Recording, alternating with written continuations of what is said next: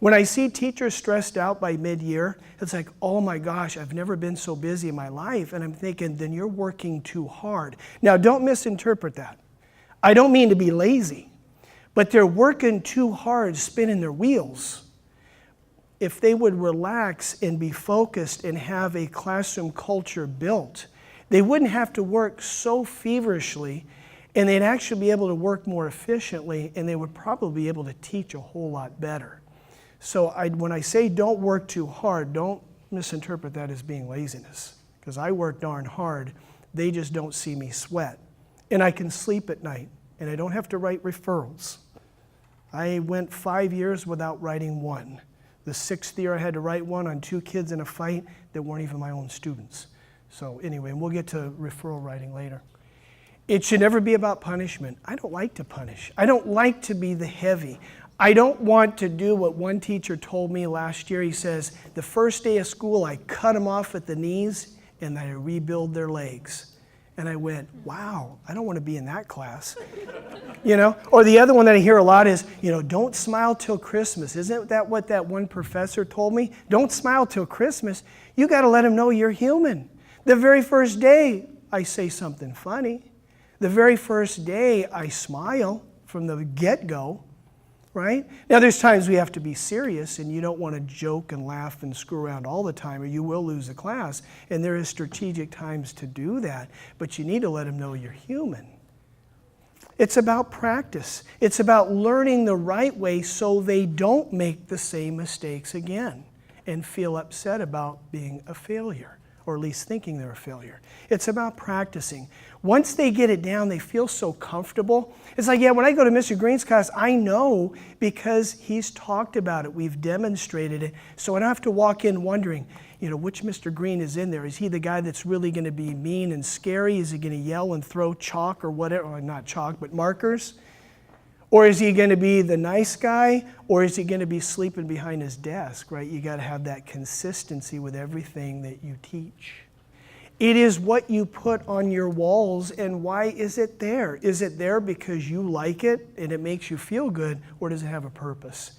The way you set up your seating chart, classroom management. How about your lesson plans? Classroom management. What you wear, classroom management. If you come in with some t-shirt with something inappropriate on it, they'll lose respect for you, but also they'll make fun, they'll joke around, it causes disturbance. That's all classroom management. Everything you do, everything that's in your room is about classroom management. And it's about making it easy, comfortable, and understandable for everybody when they walk in your room. They know exactly why everything is where it is supposed to be. They're not having to guess. Again, what students are telling me is, I just don't know what to do in there. It's too confusing. You didn't hear her tell the kids that she was in control. You better do what I ask or else, right? Or threaten them to do what they were doing. They just did it. She was in complete control the whole time, but she didn't have to let them know that, right? Who was in charge? Well, she is. But boy, they were running the show. She could have walked out of that room, and I have a feeling that that class would still be doing what they were doing when she came back. You know the human nature is we don't like to be told what to do. I hate to be told what to do. But students don't, for sure, especially at that age, the teenage years, come on. They don't like somebody barking at them all the time. They feel empowered when they can do it on their own, they're in control of themselves, and they're fitting within that environment we were talking about. They know that what they're doing is correct and acceptable. Everybody around them is doing it, and then they feel safe and comfortable. Then they're going to start sharing out information. They feel comfortable. They want to come to your class. It's kind of sad, but I actually had a couple of kids a few years ago who were ditching classes and coming to mine and one other. And we had to pull them aside, and they just said, I don't feel comfortable in there. I don't like it. I just don't like the feel, one of them said. I don't like the feel. So we are on influence. Having a student tell you, you know what, I'm going to do your homework tonight. You ask them why, they might tell you something like this. It's happened to me because I don't want to let you down. Or yours is the only work I understand, right? It's the only one I know how to do, and so I'm going to do yours first. And so that's that influence. They'll do it because you asked them to. That's a really neat place to be. That's almost kind of like nirvana for a teacher, is when students will do it just because you asked. Just because you asked. And sometimes it's, asking them to do something for you with a smile.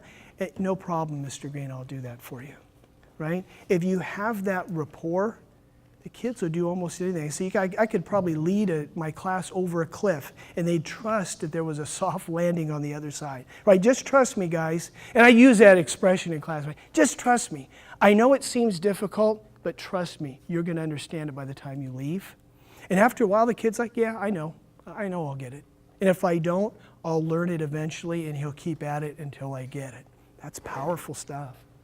Last one is engagement. Oh my gosh. It was all over the place, right? Those kids were engaged. What does that mean according to the definition? Guys, we do it. I see it in so many classes in other districts, some here, where they're busy doing fun stuff that has absolutely nothing to do with class. Or it's stuff that's not meant to be fun, but it still doesn't relate to what they need to learn. Kids are too smart. They know when you're making it up on the fly. They know when it doesn't have importance, and they're going to check out, just like you do. A lot of you, I have your attention, not because I'm great or anything, but it's because of the content that I'm teaching. You want to hear this. This is important to your life, and so you're tuned in. If I come in here and I do a lot of silly stuff and I'm passing out candy and we're having long conversations about the summer and all that, you're going to say, really? That's what this class is about? And you're going to check out. Students know. When they see you not ready and you go, okay, guys, let's open up our textbooks today. Mr. Greene, we haven't used that in a long time. Well, yeah, today we're going to use it. Let's go to page 1. And the kids are like, yeah. You think you're fooling them, but these kids are smart that are coming into our schools. They may be not getting good grades in class, but these kids are savvy. They don't want you to waste your time either. Lecturing for a long time when a kid can make a click on the computer, like you and I can, they don't want to be told everything. Let them have the opportunity to explore. Get them engaged. They don't want to sit there like this waiting to click the computer, to get to the Library of Congress, to read or see something interesting. They don't want to hear you tell them about it. You don't either, right? Always put yourself in the kid's position. If it's boring to you, it's going to be boring to them. It doesn't make any difference that they're 12 or 15. They're human just like you are. You got to get them their hands dirty. They got to get their hands around things. They have to talk. Some kids, me included, I hated talking in front of a class. I still do. I don't like raising my hand in an audience and asking a question of the person up here. You won't see me do it. I never liked that. But I loved being in groups and sharing out my answers. I felt comfortable. Then when I knew I had a pretty strong answer, then I'd volunteer. But don't ask me a question on the spot. I'm going to shut down. Entering the classroom. First thing, strategy 1, the very first class, the very first day of school on Wednesday, you're going to start building classroom culture before they even get into your room. It's called the threshold. It's not real fancy, and the video clip is like 10 seconds long. And then I'm going to model something for you, and we'll go from there. Every day, outside your door, I don't care if you teach seniors, I don't care if you teach kindergarten, get out in front of your door. Let people see your face. Let your face be the first thing that students see when they walk into your classroom.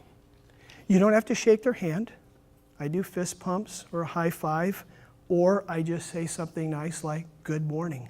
How are you? Good morning, ladies. Come on in. Gentlemen, how you doing?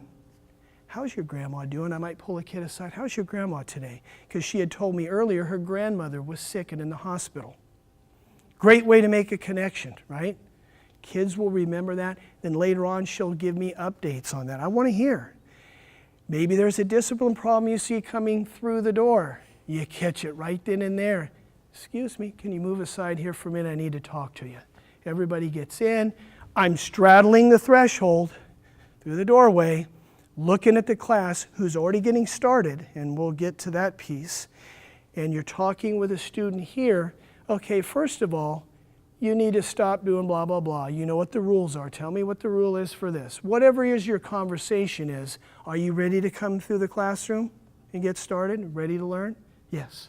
And then you let them in. It's real quick, and it's a real simple thing, but I go around campuses and the bells ring and kids just go in the classroom. I could probably count 2 teachers. I want to be greeted in. I want somebody to pretend like I'm special, right? I put on a smiley face even when I'm sick and tired, and even when I don't feel like being friendly. I don't want them to see that. I do care, but sometimes I don't feel like showing it, but I do. Put the smiley face on every class, every day, 180 days a year. However you do it, high five, fist pump, shaking hands. There's an elementary school teacher, 30 kids in a class, one class. Every kid had a different handshake. Don't know how she did it, God bless her, but it worked. Whatever it is, or it could just be good morning, come on in. Don't go checking their assignments. Don't go checking their binders, and you get a log jam, and then they're tardy to your class. There never should be tardy to your class. Get it open and let them go in. Don't have them line up, because then they're going to be tardy and say, Mr. Greene, you're late too. And they're right. I'm never late, and I don't want them to ever be late too. So you make sure you open it and get that flow in. However, there is one exception. If the door is open, they know if the door is open, Mr. Greene is not there, you do not enter that sanctuary. It's a safety issue. And number 2, and most important, I want to greet them in. I want to be the first person they see when they come in and the last person when they go out. Never let them come in and just do whatever they're going to do. First of all, they don't go in your room until you get there. So are you going to have them line up? I would probably have, it doesn't have to be a long straight line, but there has to be a routine of where they stand. If it's in a hallway, if it's outside, you have to figure out what the configuration is. How does it work for you? And you have to teach them how to behave when they're in that line waiting for you. I personally would probably, if I'm a roving teacher, I would have them begin the warm-up on paper. A lot of you will be doing it digitally like me. Have them begin their warm-up outside. Maybe you can even have a system where you use a stamp. So when they sit down, you stamp the first part of their warm-up. Because if not, kids aren't going to do it if they don't have to. You're going to start part 1 of your warm-up when you're outside. Then when you come in, I'm going to stamp that first part. You're going to continue part 2 once you're in the classroom. Okay. You want to let them in. So you keep them outside. The safety issues for one thing, and number 2, you want to be able to be the person they see. If you don't want to do the warm-up, okay, that's fine, but again, what is appropriate behavior? You're going to tell them, don't ever speak when you're outside waiting for me? Really? You guys talk all the time. Get teachers, and me included, you get us in a group, we'll talk your ear off. We're loud. So they're going to talk, but you need to make sure there's an appropriate level, and you talk about profanity and all that stuff as well. And you ask the teachers nearby, how are my classes doing? Because class, Mr. So-and-so and Miss So-and-so, they're my eyes and ears, and they're going to tell me what's going on. If not, we're going to have to practice it. And we will have practice. After class or at break, whenever it is, we go outside. I literally will leave and come back, right? Role play it to a T. Practice. Okay, when I came in, I heard you talking. It wasn't inappropriate language. It wasn't too loud. That was good. See? Perfect. Always encourage the good behavior. Never say, come on, guys, how many times do I have to tell you? That doesn't work. You know what, guys? It could have been better. I know you can do better. I've seen you do better. We're going to do it one more time. You all in? right? Raise your hand if you can do this perfectly. I'm going to time you. Okay, ready, set, go, and you time them. Whatever skill it is you're using, put time factor, encourage them when they do well. Don't say, well, we did really good, except Mary, you kind of screwed up over there. Really? I've seen that happen. I'm thinking, yeah, so what happens? And it happened here. Everybody looks over here, right? Two things happen. She's either going to pop off at me, and all you are going to laugh at me, and then I lose credibility, or she shuts down. She's lost. Nope, not going to talk to him ever again, right? So be careful. You might say, two of you didn't line up out there and use appropriate language. You see? I phrase it that way so I'm not singling one person out. Or I could say, that table back there, not everybody had their book out. So we need to try this again. But never single out individuals. You don't want to catch them doing wrong, and you don't want to beat them down or do what that teacher said, I just cut their legs off and I build them back up on the first day. Really? Well, I don't want that class. So don't do those kind of behaviors. Always make it a positive. You know what? Last period, they got in the class and everybody got started in 40 seconds. This class is better than that. I'm telling you, don't tell me you teach seniors and juniors. I don't care. We're humans. We like to be encouraged. We like kind words. We like encouragement. I have very soft feelings. When somebody says something that's hurtful, I think about it for days. It really bums me out. If a kid says something, Mr. Greene, you did this and it's not working, it really bothers me, and I want to make it better. I want to please people. I want to please you. I want to please my students. I want to please my wife. I have to please my wife. And I want to please my kids, everybody around me. I want to do good, right? We all do. And even little Johnny who's giving you that behavior and you're going, you know what? He doesn't like me, the class, the world. Not true. He's just crying out in his own way. He really wants to do good. Yeah. You assign him roles. Who's going to turn on the projector for me? Who gets the lights? Those types of roles, give those to some of your students. Give them to Johnny. Give them to Mary, those kids that are really, that need that extra special attention. Give out the roles so you're not stressed trying to do it all. That teacher didn't do a heck of a lot of grunt work. It was the students doing it. And so you could see she had her arms down. She felt comfortable. Then she can put out little fires if they come up, and it's much easier. All right, you guys have 4 questions in group. Discuss them. Please answer them in the workbook. Even if you know all this stuff and you're the expert, would you please do that for me? I put a lot of time into that book.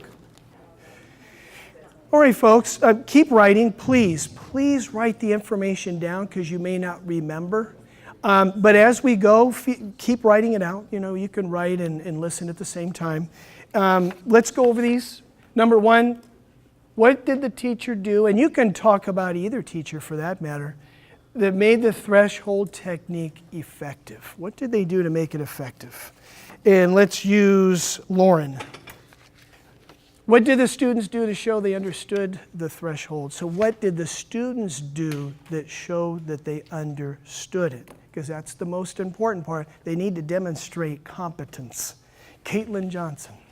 What are the 3 reasons for using it? Why do the threshold technique at all? Most teachers are not doing it out there. You might have a lot of colleagues that don't do it. Just remember me. I do it every single day, every single class. 3 reasons for using it. Akemi, give us 1 if you would. Absolutely. Catch him right at the door, literally. You teach the procedures that build the routine. Routine means they do it. It's just automatic. It's just, and I say this too. This is what we do in Mr. Greene's class. This is what we do here. This is how we roll, right? This way. This is what we do. I have boys that like to do the arm thing and they like to do the fancy shake. And you might think that's silly and baloney, but really you're connecting with that kid. You're really connecting. Don't force a kid to shake hands. I don't have to talk to you about all that. If they want to, You do. After a while, you just know those students, and a lot of the boys are into shaking hands, sometimes the girls, whatever it is, or it's just, hi, how you doing? So, don't force them to do anything that they don't want to do. However, they will make sure that they're outside waiting for you. I do train them. The door's open, I'm just sitting at the desk, and they know that I'm just training them, right? I don't want anybody coming through that door until I'm up. I might be talking to a parent, I might be talking to a student, and that's personal information. And we need a whole lot of that today. Interesting you brought that up, because I was in Italy for 2 weeks, right after we got out of school, so May 27th. I took my wife and my 2 kids. We went all over Rome, and we walked 198,000 steps, 83 miles. True. One thing I find in Italy, and I've been there once before, you have to say buongiorno. You have to say good morning. They won't talk to you. You won't get your order. They won't give you directions if you don't say buongiorno. And I made the mistake of not doing that, and I asked for directions, and she goes, buongiorno? And I said, I'm sorry. And then I said, buongiorno. If you go to Paris, go to France, you go to England, even in England, you've got to say good morning in whatever language it is, or people won't even hardly talk to you or won't talk to you at all. And it's a skill that we're losing. Of course, in politics, we definitely don't do that anymore. But really, in greater society, go to the store, nobody says good morning or how are you doing or any of that anymore. But you're training our kids to be the new citizens that will respond that way. Because handshake in business is what we do. That's what Americans do. We shake hands. Good. Oh, I have a question. Yes, Max. Number 4. Oh, number 4? Okay. Yeah. We know what it is. So my classroom's in a really high traffic hallway, and one of the obstacles I talked about was the fact that if I'm going to be outside my door, I'm also going to be enforcing dress code and school rules. And so it's going to be difficult, say, if I'm at the door and then somebody walks by, or people are doing something that breaks rules and takes me away from the door. There's already kids inside because they've already come in. It was good. So how do you balance enforcing school rules and So you're talking about students who may not be in your class. not in my class, but since I'm seeing every passing period 900 to 1,000 students walking through the hallways. Me personally, I would take care of my 30. The students that are coming to my class, that's my uniform, my behavior focus. I've got to let that others go by unless it's something dramatic, there's a fight or something. You've got to let the supervisors take care of that. When it's coming into your classroom, your focus is only on your students at that moment. Yeah. Yeah, you got to pick your battles. I mean, we'd like to be able to take care of the whole hallway. If there's a way to get supervisors to be by your door, say, you know what? I got like 900 kids. They're all out of uniform. They're cussing, whatever. And try to get them there so you only focus on your kids. Yes, ma'am. On that note, I was in that high traffic hallway. Use your teacher voice. They know that they are not supposed to be wearing a hat. They know that they're breaking the rules. Use your teacher voice, and if they don't hear you or ignore you, then you can go after them and just tap them on the shoulder. That's just my sorry, my brain's there. No, that's okay. Let's hope they hurry up and get that new high school built so your numbers. Yeah. I know Selena's High, on all the campuses, I think that's the most traffic I've seen in the hallways. It gets pretty crowded. Yeah. So a lot of routines school-wide, right, PBIS, need to be built on how to manage that the best you can. Not going to be perfect, I realize that. But they need to come up with some real clear procedures, and as a school, you guys teach those procedures, right? If we want them to learn it and internalize it, you got to teach and practice it, right? Because you can't be the manager for the whole school, which it sounds like you've been doing. It's all in you, Max. That's right. All right, so what do we do when we get them in the classroom? Oh my gosh. You never start the class, folks. That starts the class. Whatever you have on your slide, whatever your routine is in the Chromebook, don't start your class. All right, guys, come on, let's get back. Come on now, you're spending 5 minutes getting to class and they're milling about. Really? at the desk. You've trained. I'm going to show you some techniques that I use to get kids. They come in, they sit down, they're looking at your overhead or they're in their computer. For me, they do both. And get started. This is called a strong start. It's a talk video, but this video is so good that it is worth listening to, and I've listened to it like 10 times. And then we'll get into strong start. How do you get them from in the classroom to starting to work without you doing anything? Yes, sir. Question about the meeting people at the door and then the morning work, for example, or warm up. Is it inappropriate to use that meet at the door to hand out a morning workup, warm up? Handing out worksheets and all that is okay. Don't take much time. If it takes too much time, it bogs things down. The kids come in the classroom late. High school teachers, please, don't let your kids just wander in late. It doesn't matter that they're 17 or 18 years old. You, right, if I had class and we were in a classroom, right, and you had to come to me, I want you on time. I don't care how old you are. That just shows respect. Right? Or I would expect you to at least pull me aside and tell me why you were late. Don't let your adult high school students come in late just because they're high school. That does not matter. That is a lack of respect for you, your classroom, all your students. Right? It is. And the one who does it habitually, right, he's giving you a real strong message. Stop me. Right? I can do whatever I want in here. Don't ever let that happen. So there's tips in there for the traveling teachers as well.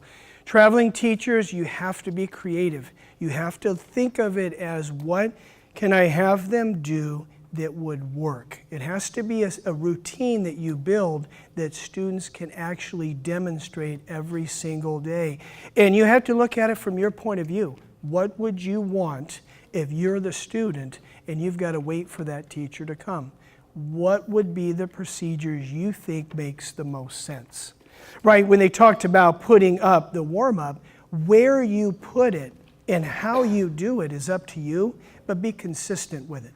For me, it's always on the slide, and they're always getting into their Google Chromebook. They know that routine. Again, singing the same song the same way every single class period. Let me answer number one. Number one, you need them to start themselves. You're teaching them to take control of their learning. This is where it starts. You should never say, okay, class, this is what we're going to do.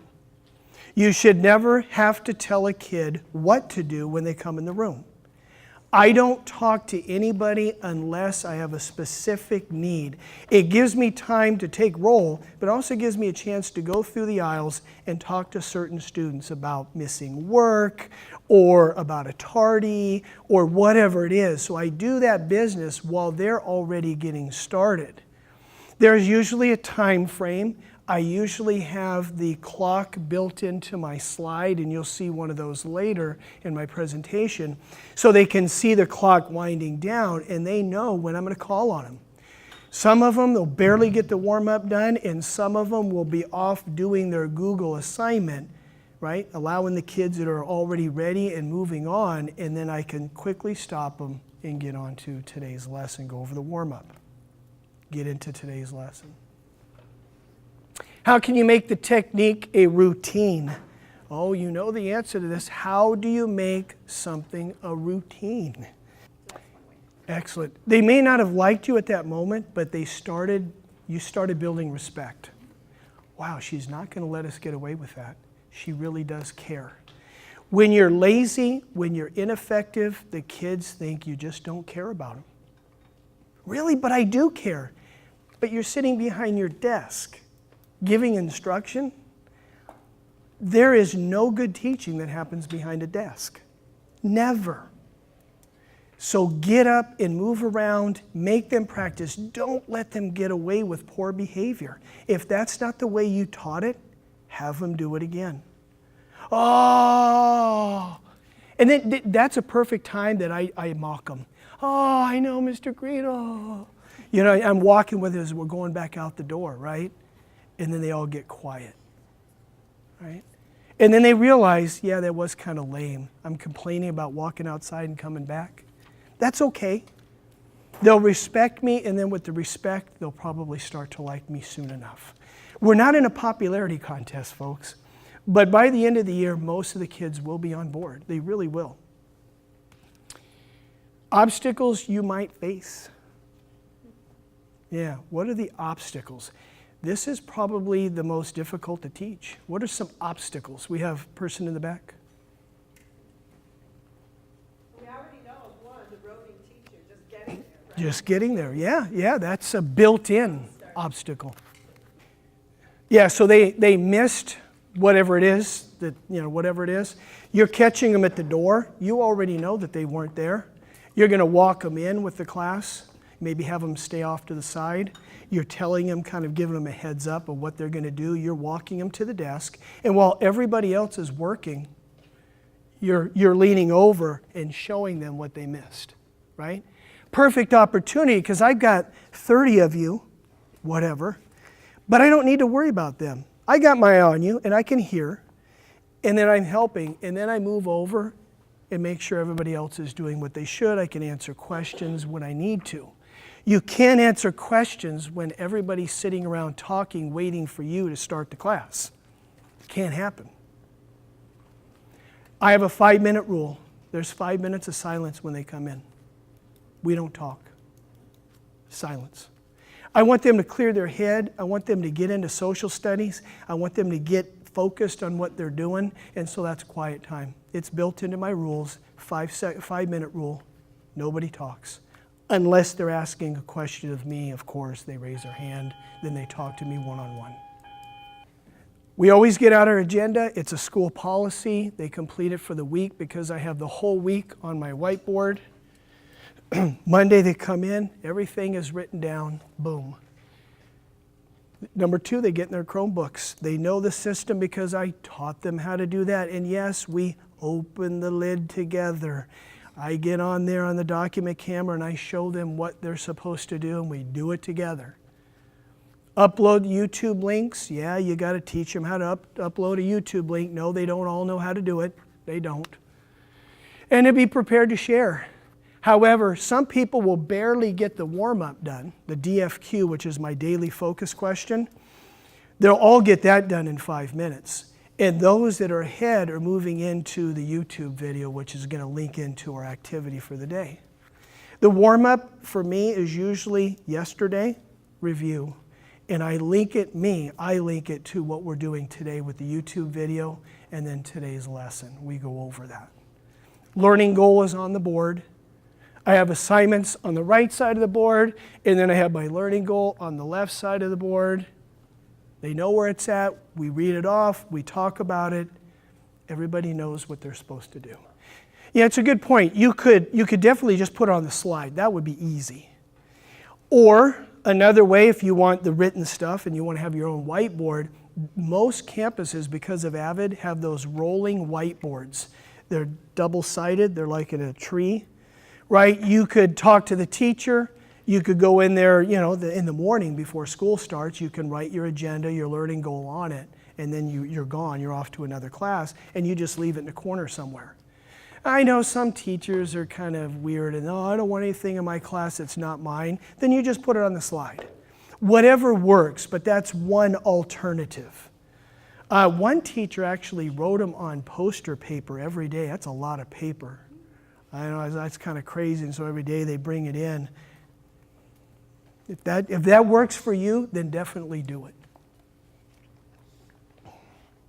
We're all pretty strong on the strong start.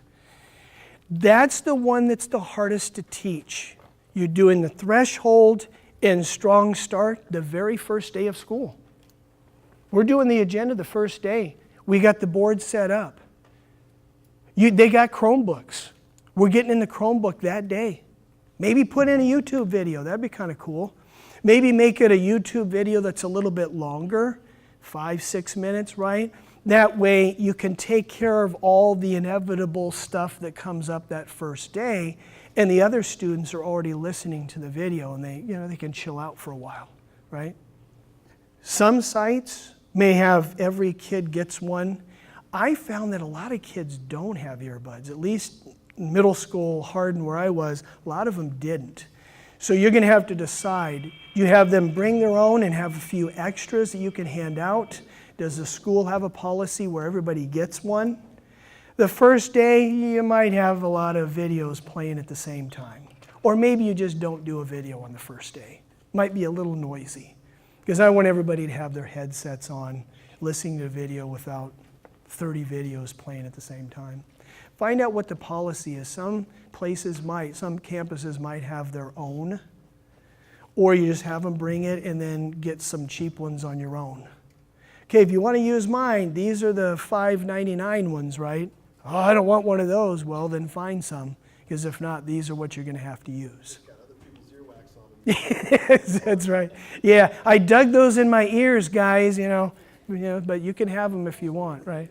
You tease them a little bit. Have a little fun with students, folks. There's time you can put a little humor in it, do it. Strategic investment. We're going to look at those questions. We're going to answer those together. I'm going to walk you through some procedures that you may want to teach your own classes. I highly recommend it. And then I'm going to have you design your strong start for your classroom. We're going to do it here, so you'll have it ready to go. What does it look like?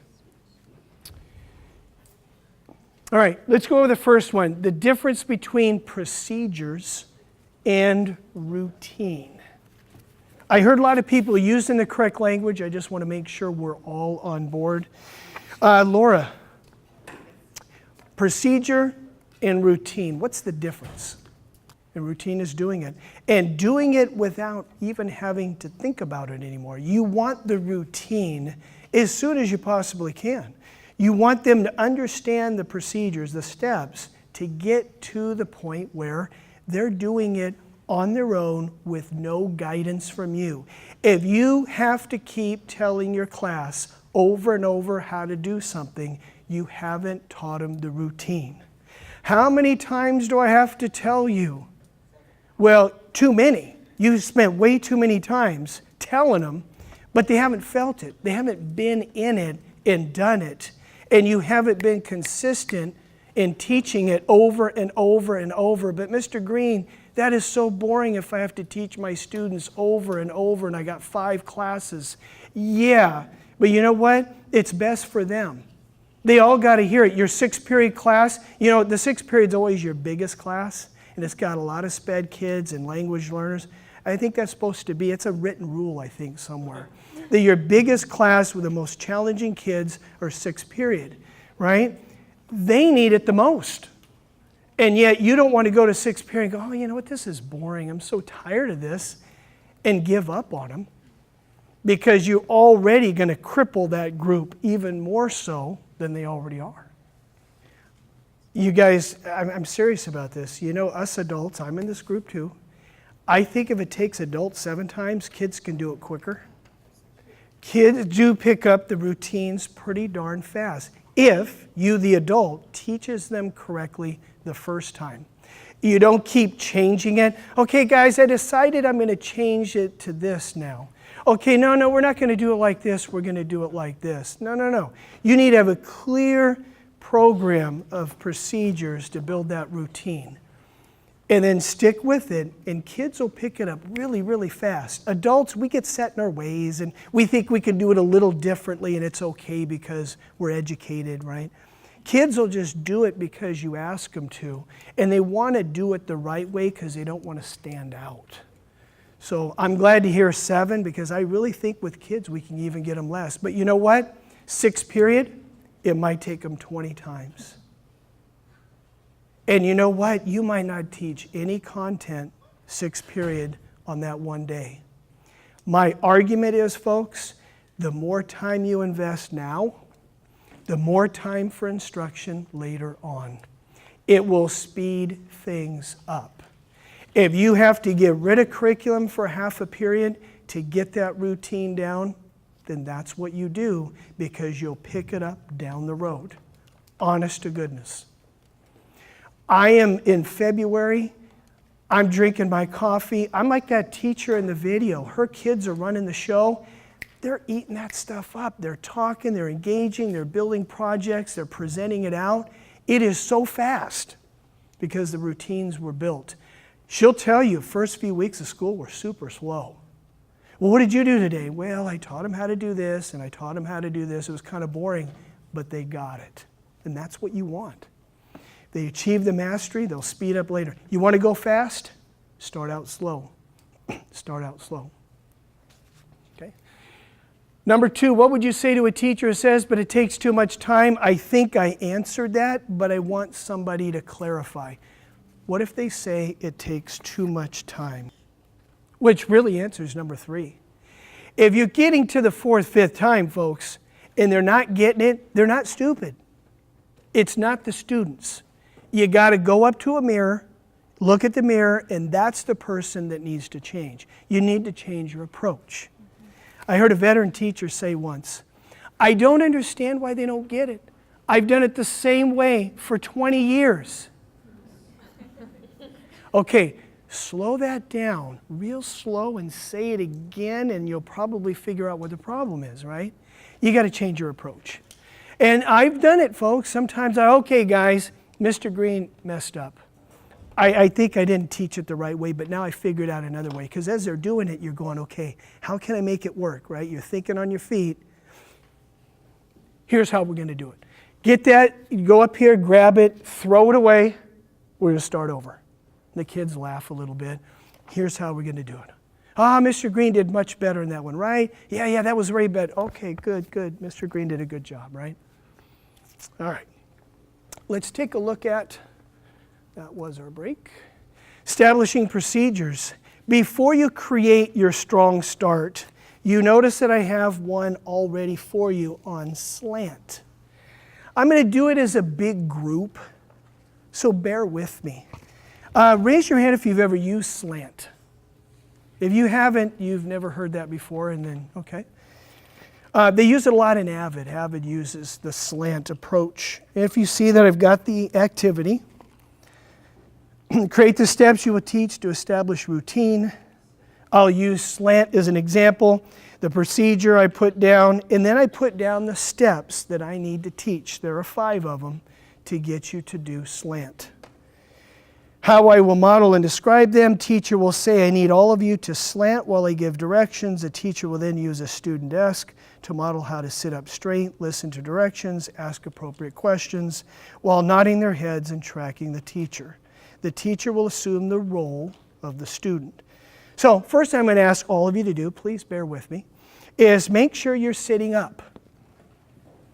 If you're not sitting up, would you slouch for me in your seat?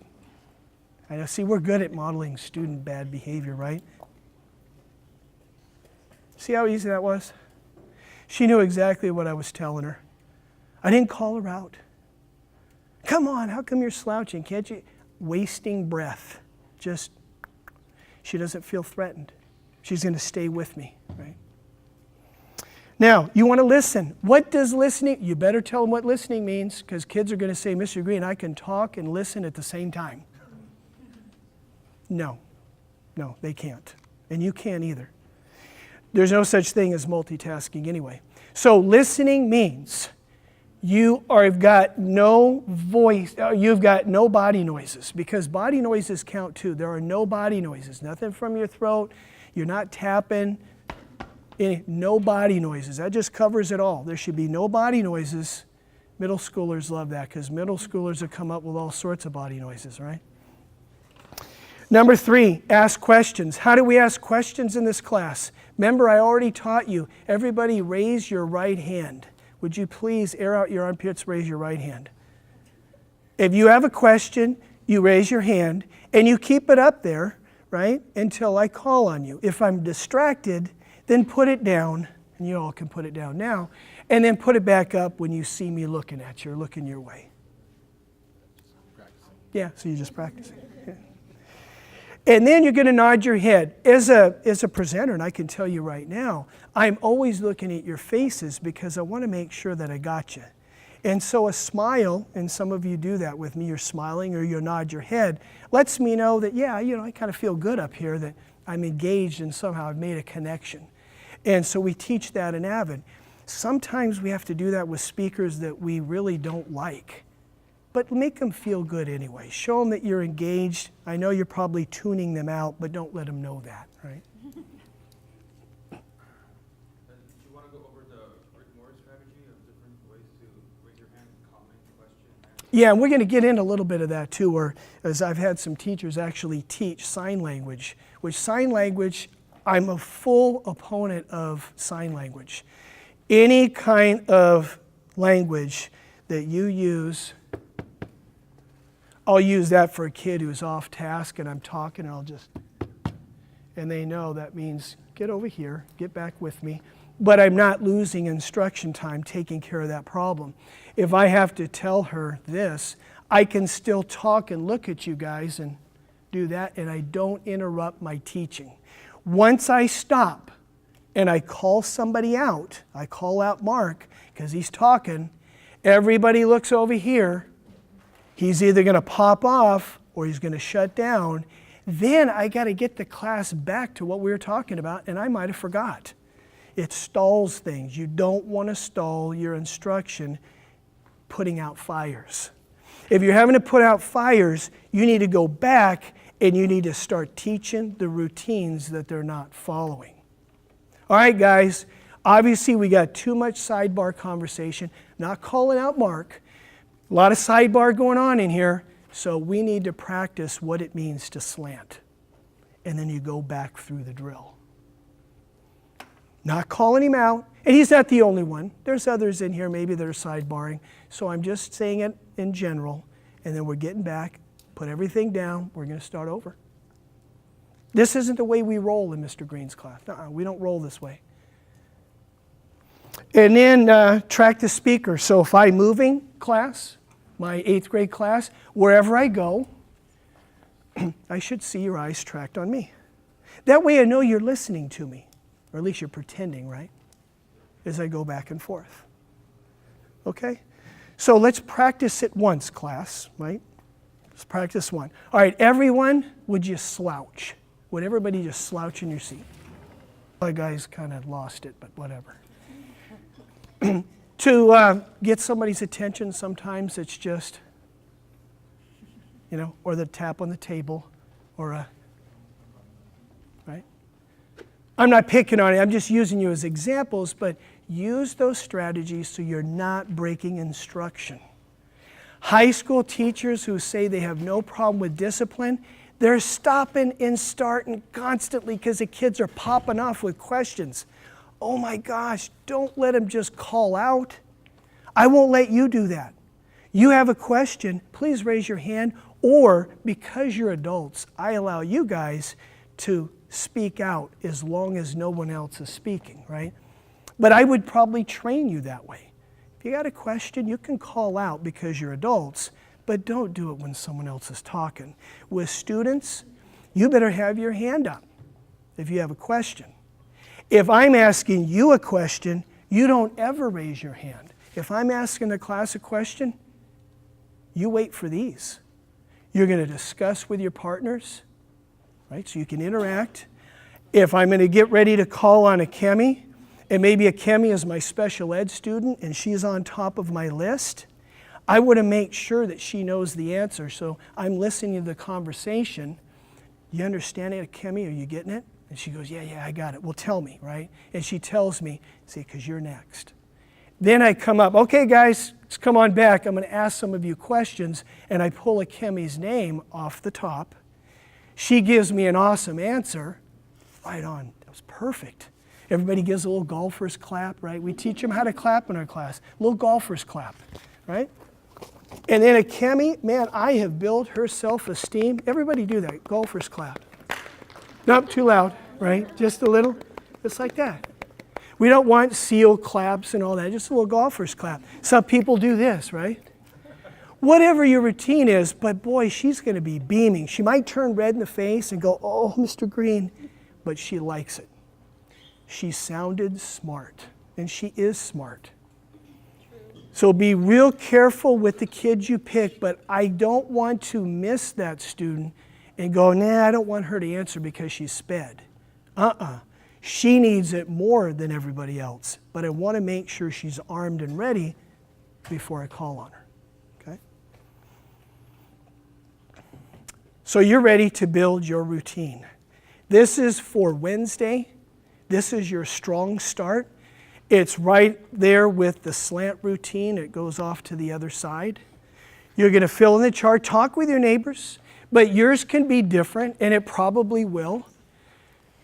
What are the procedures you're going to make step by step by step to get them to understand your strong start?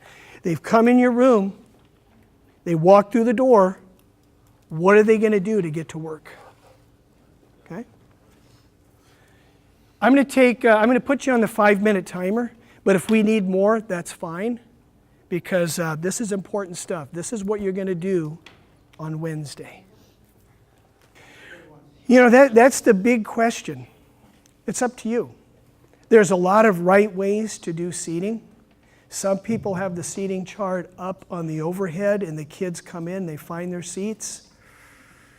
Middle school with my students, it just didn't seem to work very well. High school teachers, I don't know if the kids are going to be more savvy that way. If you have experience doing it that way and it works, do it. There's a lot of right ways. Some people assigned the kids particular seats and they're numbered.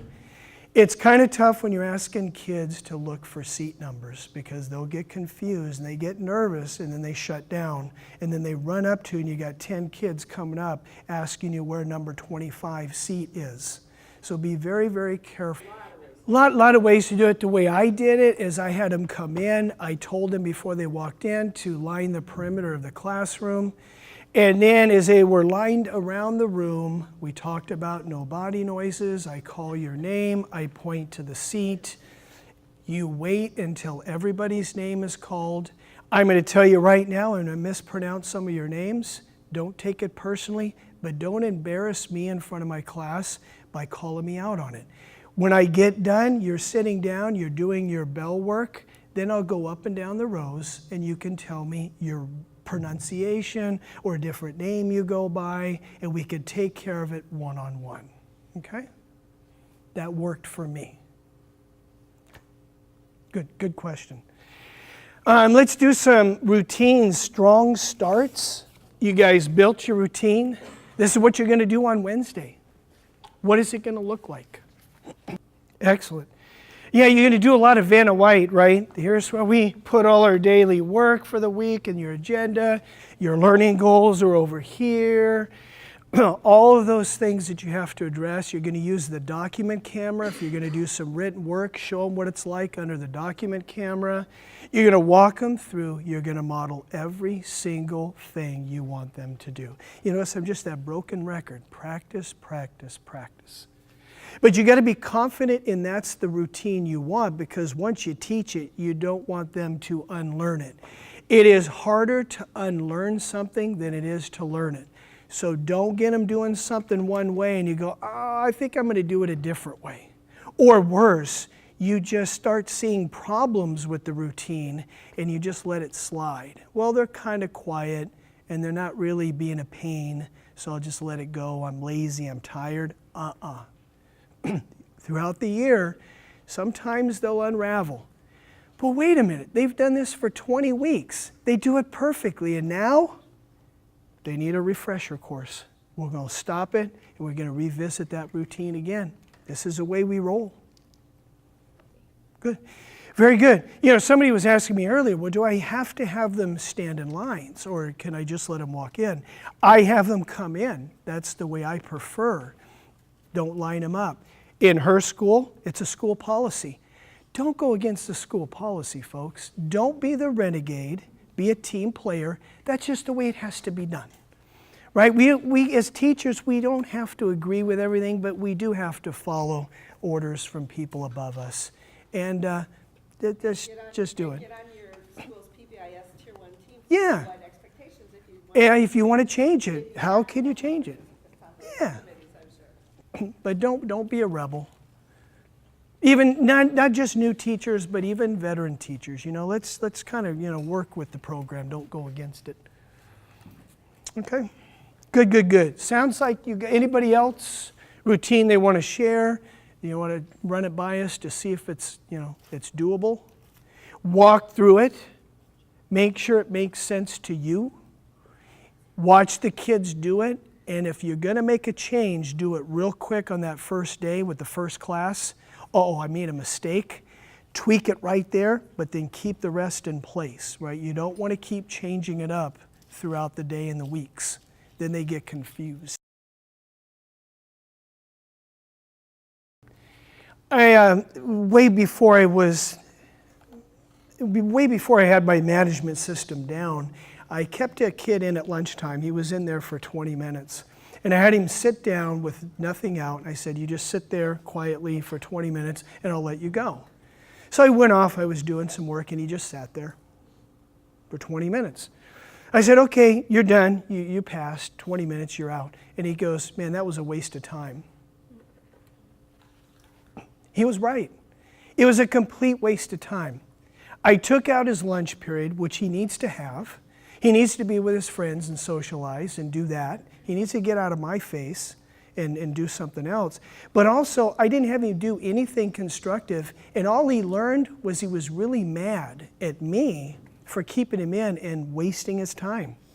Instead of pulling him aside in class or whispering to him and going over what the rules are, having practice or come to an agreement within a minute or two, right? Or take him to my office, which is just lean out in the hallway, have my discussion, right? Come to an agreement. He goes back in, he saves face, and I don't have to punish him by wasting 20 minutes of class just sitting there.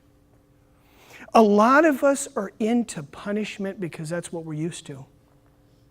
Don't think of it as punishment. You're trying to improve behavior and you want to move on. I say, okay, I'm done. We came to an agreement. What are you going to do when you come back in? He tells me, okay, I forgot it. We're moving on. Thanks, Mr. Greene. Often I'll get a thank you when I talk to him intelligently and with conviction. That stern face, eye to eye, right? They know when I mean business. But I didn't, like that one teacher said, I didn't cut their legs off. That's not what we're in the business for. We want a whole body in there that feels comfortable and safe to be in your room. If not, they'll start ditching your class. If kids are ditching your class, there's a problem. It's not that they're afraid of your work. They're afraid of you, and they're afraid of the system that you either have in place or probably don't have in place. It's the reason why they don't feel comfortable there. Don't ever blame it on them. Purpose of Do It Again, I kind of think we've hit it pretty hard. But let's just real quick, Roxana, what is the real purpose for Do It Again? Don't make the behavior about you. Don't make the behavior about the student. It's about the behavior itself, and you want to get it corrected. You pull the kid out. Do you know what you were doing in there that doesn't follow the rules? Yeah, I wasn't paying attention. What do you need to do when you get back in there? I need to get my Chromebook open. I need to get to my DFQ. I need to lose my body noises and get to work. Can you do that? Yes. We'll demonstrate it when you go back in, okay? Fist pump, they go back in. I watch them, and then I give them a thumbs up when I see it. That's easy, isn't it? Yeah, that's cool. That's what I need to see every day. As explicit as possible. Passing papers. We're not doing that as much anymore, but some of you might be passing papers around, right? If you do, how do you want them to pass your papers? Oh, it doesn't matter to me as long as they get up to the front. Really? Oh my gosh, so you want them to hit people in the back of the head or smack them in the face or throw them on the floor and get in a big game like that? No. What is the order in which you want them to be done? Do you want them to pass them from back to front, or from the right side to the left side and then up front? What does that look like? And walk them through that process. I don't care that they're adults. I don't care how old they are. If I was passing papers out and this was, and we were in a classroom setting, I would probably teach you guys how I want those passed, especially if we're doing a lot of papers. I gotta get it done efficiently, right? So I'm teaching them explicitly whatever it is you want them to do. Don't ever say, but they should already know that. I don't care. They need to know my way. They need to know my way. Oh, but in Miss Smith's class, they do it like this, Mr. Greene. Okay, well then you're going to learn 2 ways to do it. Miss Smith and Mr. Greene. Why is this so effective? Let me answer this one. Because the student feels comfortable that they know the routine, so they're more likely to do it again and again and again the same way. It makes class go faster, more efficiently. And because they're so comfortable with the routine, they learn more. They're not focused on the fact they just made a mistake. They're thinking of how they screwed up and how the teacher just made me embarrassed in front of the class, and then they don't learn anything. Non-threatening. They know the routine. It's like, whew, yeah, I know what to do in Mr. Greene's class. It's easy. What's easy? Oh, well, just doing class, doing our stuff. It's just easy to figure out. I'm modeling behavior I would do with my own class, and this is true. I have to apologize, class. I violated one of my own rules, which is I don't interrupt somebody while they're speaking. And I interjected when Roxana spoke, and you see what happened? She lost her train of thought. That's why I taught you from the very beginning of the year, you don't interrupt me when I'm speaking, but then we, and me included, shouldn't interrupt you when you're speaking. And that's a good example as why. Right there, I'm showing my class that I'm human. I make mistakes. But now I'm modeling correct behavior. I'm owning it. I was wrong. And I'm going to change it, and I'm going to show them that I'm not going to do that again. Right? I'm owning up to it. That's a powerful way to teach students, and I mean it. You know, I interrupted her, and it screwed up her train of thought. I'm modeling that behavior to you, and she feels like, okay, good, I can accept his apology. I hope she does. And also, yeah, he's living by the classroom rules. You know, I don't get a free pass. I'm going to get to these videos. They may not show. If they don't, they're quick clips. If they don't come up, I'm okay with that. The least invasive intervention strategies did the teacher employed were actually the ones that I modeled with you earlier, which is the thumbs up to get students to sit up in their seat. The tapping on the desk when they're not working. While I'm teaching, I'm still keeping my teaching. The learning is still going on. Or, you know, if I see somebody dazing off and, hello, you know, and he goes, okay, and he smiles, and then we go back to teaching. Trying to get him back without calling him out, and then keep going. Those are techniques that they employed in the videos, these intervention strategies. One thing teachers have is sometimes it's, you know, track me. So they'll call the student's name and then say, track me. Don't call students' names. You know, Catherine, track me. Everybody's looking at Catherine over there, and that doesn't work. You're calling her out. Don't use students' names. You can say, I see 5 students in here that aren't tracking me. There's a couple of students at this table here that's not paying attention to me, but I'm not calling out a student. Why is it effective? It's non-threatening. It's non-threatening. It also keeps the teaching going. I'm not stopping and starting. Stopping and starting. Because after a couple starts and stops as a student, I'm just going to put the pen down. I'm done, you know. It's like, this is crazy.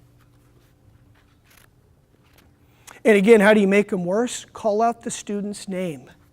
Shout and yell. I never use my voice to get a class to do anything. I'll use the document camera and write a direction on there. Class, will you please focus? Anything to not use my voice. Demonstrate it. Teach them sign language. Anybody in here know sign language? Perfect opportunity to teach those kids, many of them, a third language, right? Why not? or at least a second language, and use it for those particular procedures, those routines you want to build. Sign language, excellent stuff to use. It's the way we phrase things, it's the way we deliver it that can make a situation much worse or a whole lot better.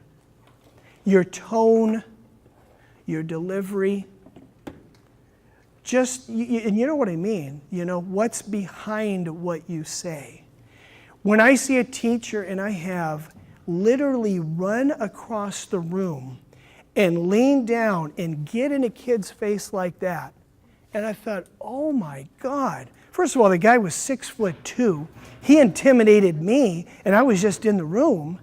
And he runs up to a little 12-year-old boy that weighed about 90 pounds. The kid fell back in his chair, almost fell on the ground. What point was that, except that kid will remember that the rest of his life? Or the meanness that comes out, right? As social media is just awful with that, right? It's the tone. Even through written language, we can tell the tone. A soft voice, a clear voice with compassion. I hope I've been modeling that with you. Use some humor. When I get upset about something that somebody's doing, often it's just the look, but not over dramatic, but just the look. And I might say, come on, you know better than that, right? You know better than that. Rather than getting in their face and make it a dramatic event, and the kid's going to forget everything you're telling them, they're just going to remember your approach. Dang, what's up with him today, right? I tell students I want to be the same Mr. Greene every period, every single day. Even keel. Do I get mad? Do I have bad days? Absolutely. But I don't want them to see that. When I got stuff in my life going on, I keep it to myself. And smiling and greeting kids at the door and seeing those faces makes me forget about my problems anyway. But don't take it out on them. Oh, sorry guys, I know I vented a little bit, but I'm upset. They don't need to hear your stories. Don't share them your personal business. So you got into an accident on the road. Okay, and you're late.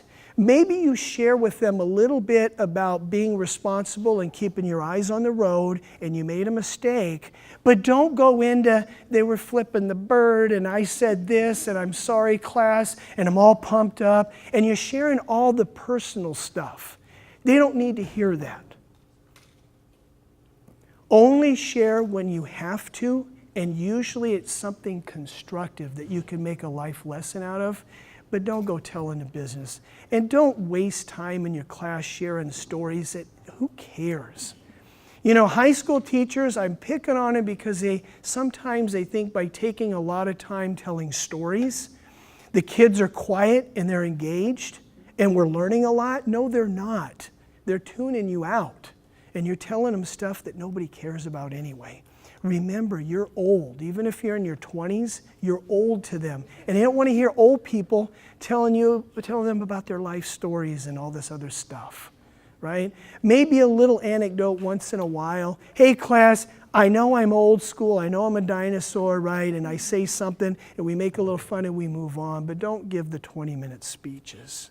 Leave that.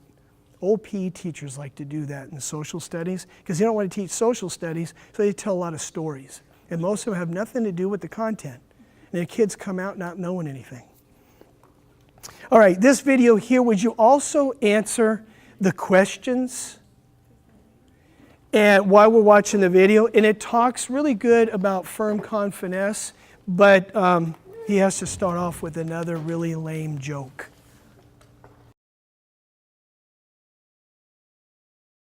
So remember that it's how you say things. It's how you deliver it. It's the tone. It's the way you look, your face. Maybe even the way you dress. I bring that up because I was watching a video. This guy is really good, and he was teaching classroom behavior in a workshop. And I heard about the clip, and I watched the guy. The guy was dressed in black leather, and he had tattoos from head to toe. Not putting down tattoos, but he looked scary to me. And I thought, oh my gosh, do I want to put this guy up here because visually he's intimidating. And then if I put him in a classroom, he might scare most of the students out of the room. So you got to be careful on presentation, the way you look. Maybe take the leathers off and cover up a few of the tats so you don't look so scary. Right? Some people can wear it and it's okay, but this guy was very intimidating. He had a big beard. It was like, whoa. So you got to be careful in your approach. If you're a big man, if you're a tall woman, if you've got a strong voice, be careful on how you use it. To rush up, if you're a big person, right, and you're rushing up to a 12-year-old or 15-year-old and you're getting up in their face, that is terrifying. If you got a big booming voice, don't use that as a tool to get people to be quiet. Just talk over them. I don't want to talk over anybody. When I talk, you've been trained, you got to listen. And then when you speak, I'm supposed to listen too and not interrupt. Don't use your voice as a classroom management tool unless absence of voice is a classroom tool. When I get silent and I look around the room, for example, we're in the middle of something and you guys are chatting and it's time to get started. And I have a bell, whatever it is. I give my attention and a few of you are still talking, and then I start to walk around the room. And everybody's looking at me going, oh, I got to be quiet, right? My absence of voice said a lot. He's quiet, therefore we need to get quiet. But never use your voice as a classroom management tool. Ineffective. My dad was a yeller and a screamer. And after a while, it was, yeah, whatever, Dad. I didn't listen to him anymore, right? He used to get so frustrated, then he'd yell more. I said, Dad, yelling louder won't make us listen any better. If you talk softer, then we'll listen. Or better yet, just don't talk at all because you've already talked too much, right? Questions are coming up there. I hope you filled them out. It's just easier that way, especially when we have these videos, to fill those out ahead of time. How do your own students see you in the classroom? You all have classroom experience. So how did the students see you in the classroom? So you got to think about that for a minute. My first classroom experience, they thought of me as that I kind of went with the flow and I changed constantly my rules, what I expected. I was wishy-washy, I guess is that word. One student told me that first year, he said, Mr. Greene, we knew we could get you to do anything we wanted to. All we had to do was ask and complain a little bit and you would change.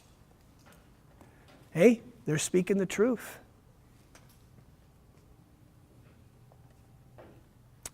Anybody want to put their neck out there and be honest? I was honest. So wishy-washy to more direct, firm. Firm is, we have to be firm, folks.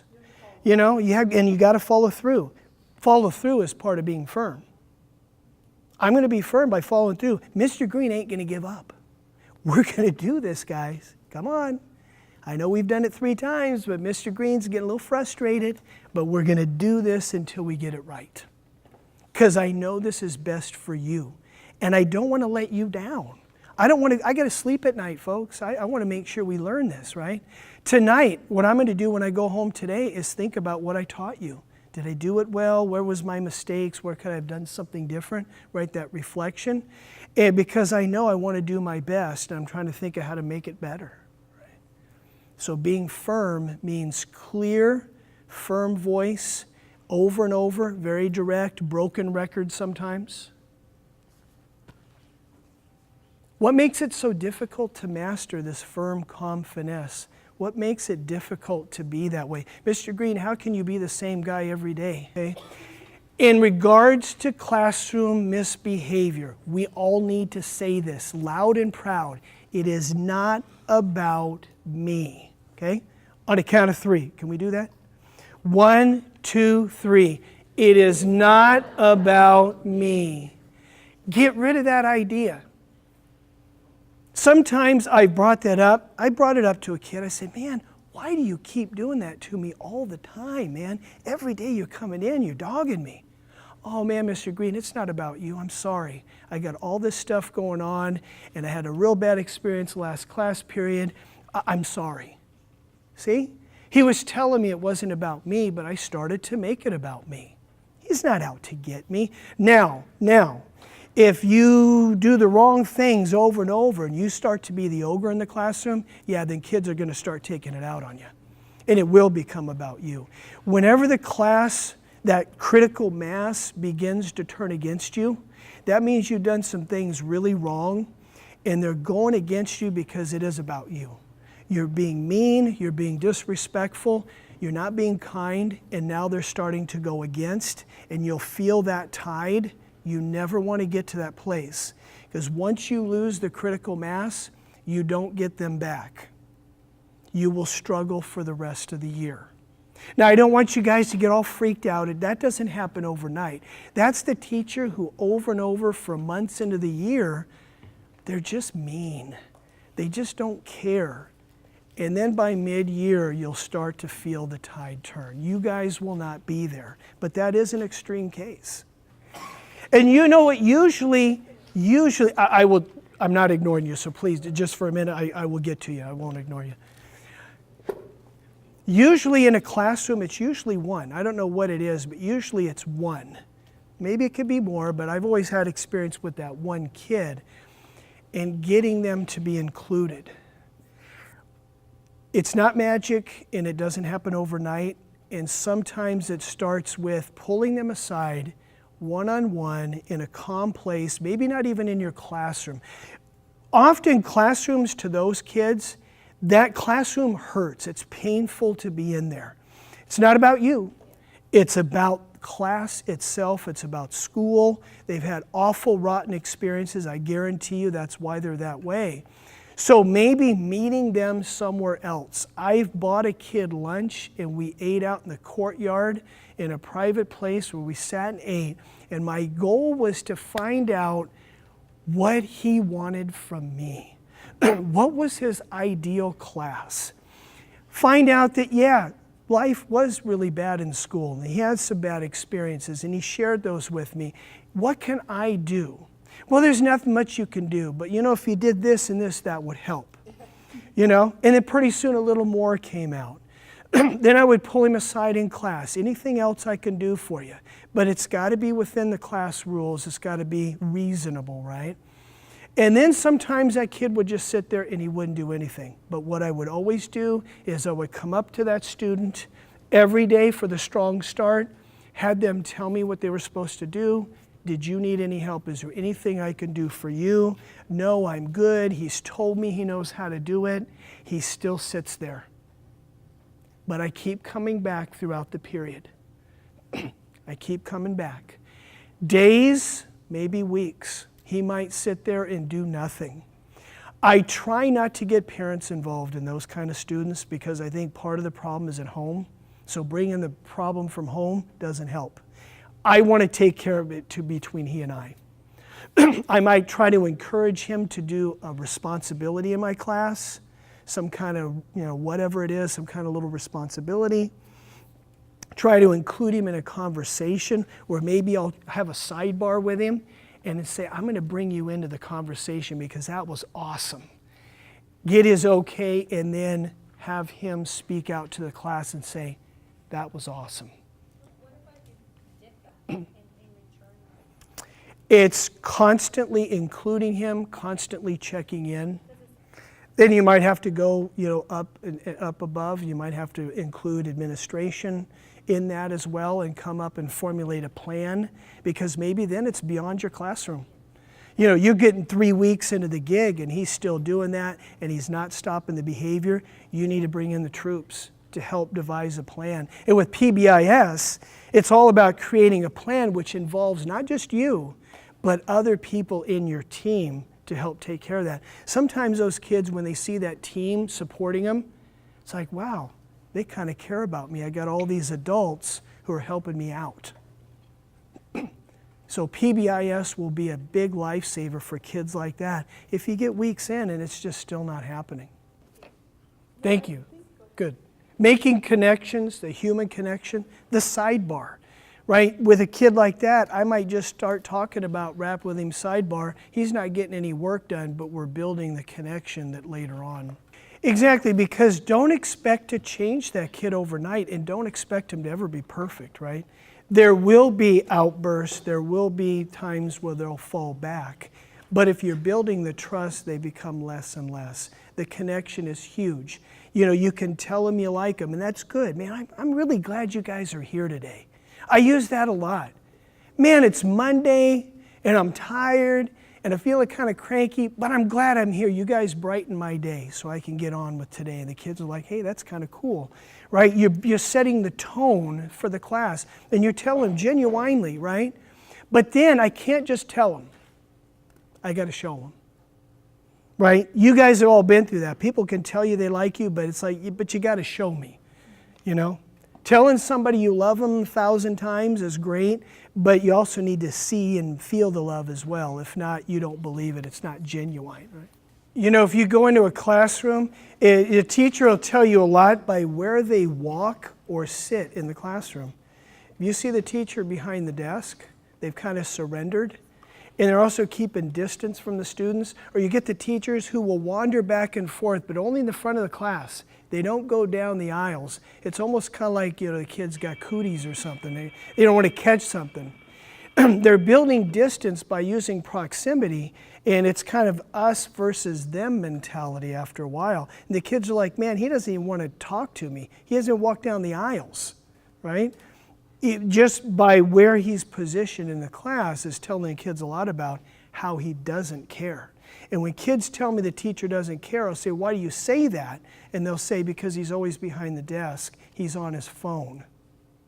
You know, the great thing about rewards, the rewards are great. They work well, but you got to be consistent with them. If you miss a day or you cancel the day or you don't have the products or the rewards to give to them that day, they'll give up on it really quick. You have to be consistent. Right? And don't try to get huge, outstanding, expensive rewards. That's not what they're looking for. They got to have some meaning and some heart behind it. They don't have to be expensive, but you got to be consistent with how you use it. And don't forget students who earned it. Because if they earn it and they don't get it, and they say, but why did she get it and I didn't, then you're going to lose them. So be careful with rewards. Be consistent always with them. The notes on Art of the Consequence, would you as a group take a look at the notes that I've written for you? And there's one big question. What's a couple of reasons consequences don't work? Sometimes they can be as effective, they're not as effective as they should be. What are the problems with some consequences? Make sure you look over the notes. Use personal experience. And then come up with a real strong answer to this one question. Consequences, why do they not always work the way we had intended them to work? Yeah, consistency, have them posted. Try to avoid even getting to the big consequences. I don't do consequences really in my classroom because we never get there. It's usually that, you know, at the desk, a whisper in the ear, we have a sidebar conversation in the hallway in my office, and anything I can do to avoid the consequence. You know, you're leaving me no choice, Leilani. I've talked to you, we've went over this, so after class, we need to sit for a couple of minutes, okay? And then I'll sit with her and try to get her to own up to what she's doing and commit to changing so I can let her go and she saves face and we move on and none of the other kids even see it, right? But I'm giving her every opportunity to get with the program. Don't go, you know, they hear that use nuclear bombs for nuclear moments. Don't even use nuclear bombs, period. Don't ever go from 0 to 60. Don't do that. Even if it's an extreme behavior, you're an adult, you've seen it, you've heard it all before. Don't get, oh my gosh, he did that? Just even keel, man. You've seen it all. You've probably done some of it as well. And don't make a big deal about it. You just want to take care of that behavior so they can be successful and move on. Don't over-dramatize what they do. That's what they want anyway. Well, I just did this and Mr. Green's acting like it's not a big deal. Well, it is a big deal and we're going to talk about it, but I'm not going to go ballistic, because then it just ramps everything up. And then how nuclear can I get before I just run out of the biggest nuclear bomb I can find, right? They'll keep one-upping you. Whispering in that student's ear and saying, you keep talking when I'm talking, right? And what do you think that does to me? And they'll say, well, it gets you off task, it gets you on focus, whatever. Say, do you see the position I'm in? Yeah. And I've got 30 kids talking all at the same time. I can't even think. So let them rationalize it themselves, right? Rather than me tell them, let them rationalize. Well, why is this a problem for the class? Well, nobody can pay attention, or you have to keep stopping, right? If you make that noise, what does that do? That distracts me, right? Or what happens if you pop off and say something back to me? Then you've punked me in front of my whole class, right? Use their language. You punked me in front of my whole class. Now, what have I got to do? I won't do it, but I said that would force me to come back after you. I won't do that, but some teachers will. And then it becomes a tug of war right in the middle of class. And then everybody loves to see the tug of war. They don't care what the teacher was trying to teach. The idea is, what happens if they're coming in after lunch and they're squirrely? They're excited, they got lots of energy. Never happens in your classes, but in some it does. I never fall away from the strong start routine. They've got to do the threshold, they've got to do strong start. They've got to do that first. Then I find the right opportunity to say, and it's got to be constructed. I got to do it with purpose, and I have to have the idea of what I want them to do. Because I don't want to say, okay guys, it looks like you're a little crazy here, talk with your neighbor for a while or jump up and dance. I got to be real constructive on what I want them to do, and we're all going to do it together. But after the strong start, after you've done your warm-up and all that, you never want to break routine from those special routines you have in place. You don't want them to ever think that sometimes in the strong start that they can just get up and do yoga or whatever, jump up and down. But I think it is appropriate. And maybe for that class after lunch, maybe that's a routine you just build in for that 5th period class. That's what we do. And somebody says, well, when are we going to go jump up and down? When do we do that? Oh yeah, after our strong start. Yeah, there you go. And then I'll let you lead it this time, right? You brought it up, I'll let you lead it. Okay? Good. Creating consequences. You need to create some. I gave you 4 real-world examples that have happened to me more than once. And I want you to be able to write down exactly what you would do when that behavior comes up. The first one is, student enters your room late for the 3rd day in a row. Behavior 2, a student is talking to his neighbor during your focus lesson when all eyes and ears should be on you. Behavior 3, during a productive group work activity is talking about outside gossip and some profanity is being used in the conversation. And in number 4, a student is playing a video game on his Chromebook during independent practice. This is a huge issue, folks, with Chromebooks, people getting on the video games. I want to know exactly what you would say to alleviate that problem. You're not getting them in trouble. You're not calling them out and cutting their legs off. But how do you get that to stop as quickly as possible, humanely as possible, and get on with the learning? But you're not going to do this just at your table. I want you to stand up. It's after lunch, right? I want you to stand up, find somebody, please, from a different table. Whomever, your favorite friend, but nobody at your table. Get up and walk somewhere within the 4 walls.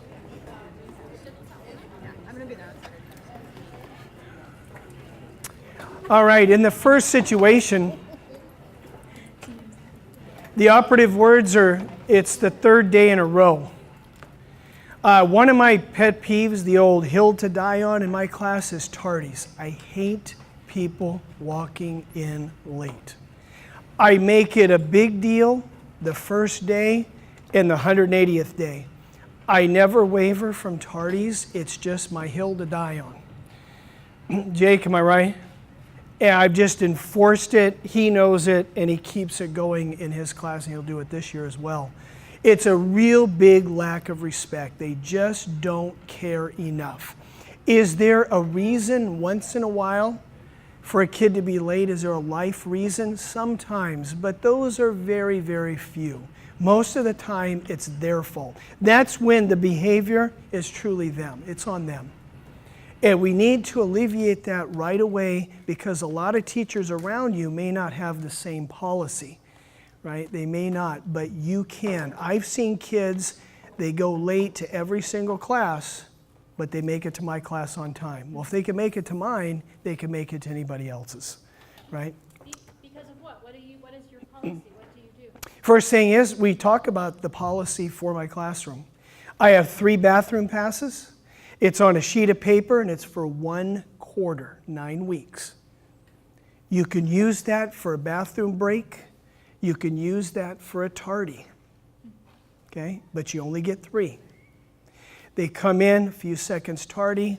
They just automatically, without asking, they just pull off that bathroom pass. They put it on the desktop. I come around, I collect it. I log it in my books as a tardy, but that's it. No questions asked. When they run out of bathroom passes before the end of the quarter, I personally, it's just my policy, I stand all day.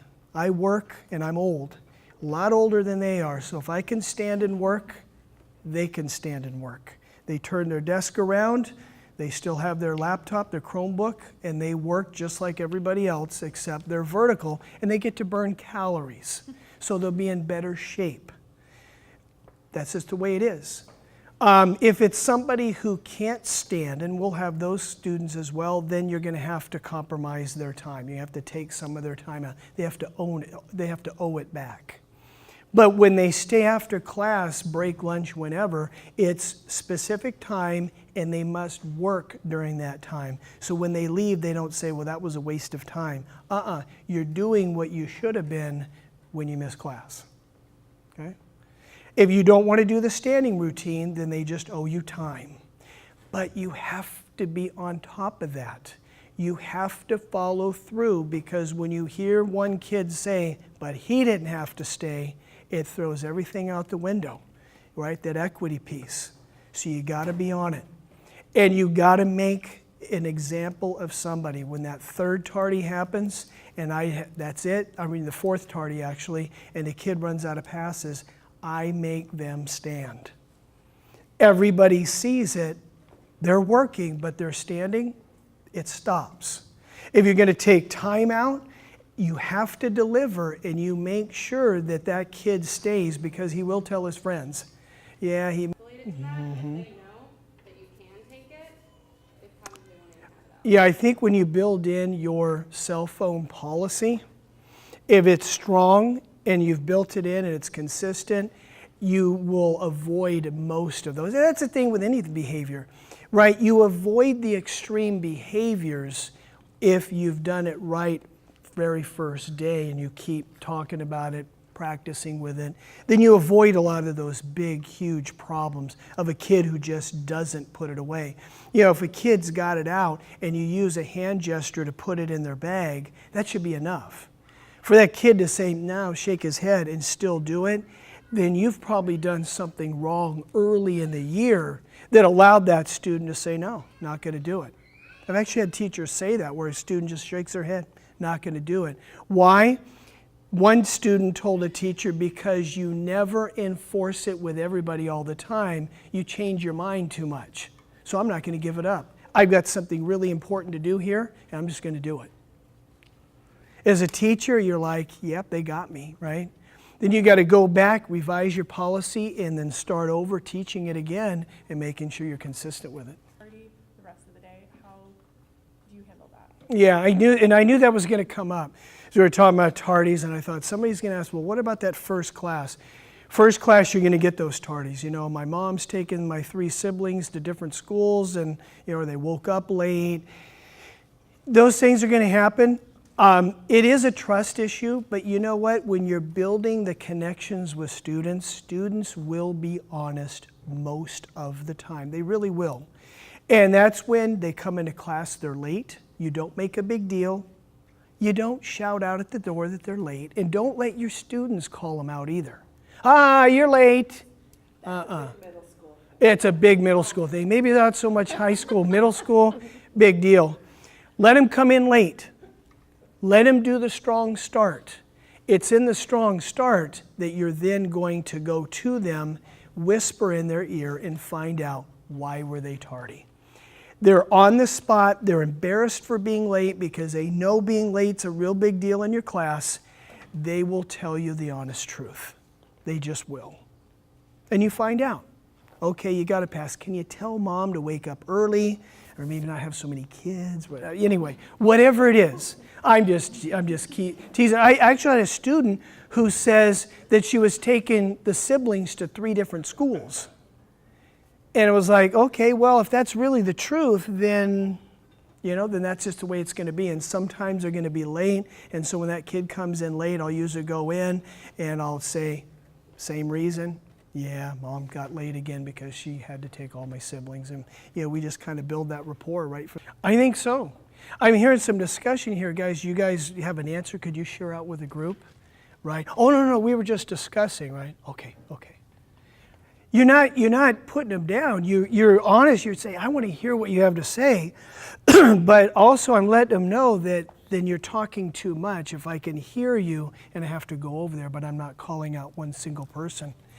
It happens to me when I'm sitting at the document camera. If I sit down, kids want to talk. If I'm sitting down, I'm at the document camera and I'm writing, as I'm writing, I say, excuse me, I hear somebody in the back talking and other people can't hear, and then I just keep going. See? I don't have to lift my head. I hear somebody in the back and they're distracting people from understanding my focus lesson, and then I keep going, right?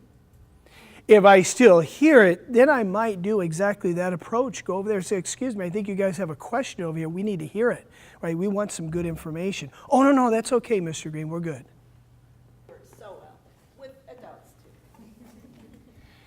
So you have a group, the number 3 is you have a group and they're working, but they're also discussing gossip from outside, right? The chisme. And they're also using profanity in that language as well. Before we get to what you said, just remember, we think, gosh, they only should talk about the work. Well, folks, you don't. When you're in groups with your teachers, you sidebar, but you get your work done. And you've got to allow students to talk. It's just going to happen. They're going to bring outside stuff in and they're going to keep working. You want to encourage them to speak about the topic they're doing, but you are going to have to allow for some human nature to leak in. Profanity should never be used. You don't model that in class, using bad language, and they shouldn't either. So what do you do when you walk by that group? They're off task, but they're also using. Yeah. Sometimes it's just the rule reminder. Yeah, I'm sorry we got off track, or we shouldn't use that word, and then move on. Don't ask them questions like, do you use that language at your house? Probably. Probably. I mean, if you lived with my dad, you would have heard that stuff all the time, right? So don't ask them questions. Why did you say that? Because you're going to get a response, right?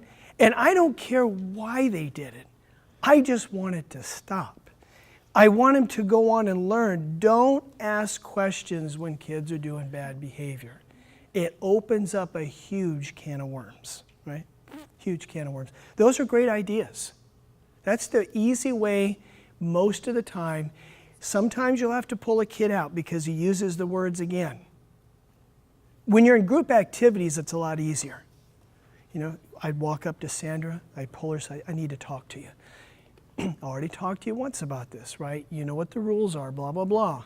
What's going to happen next? What should I do next time?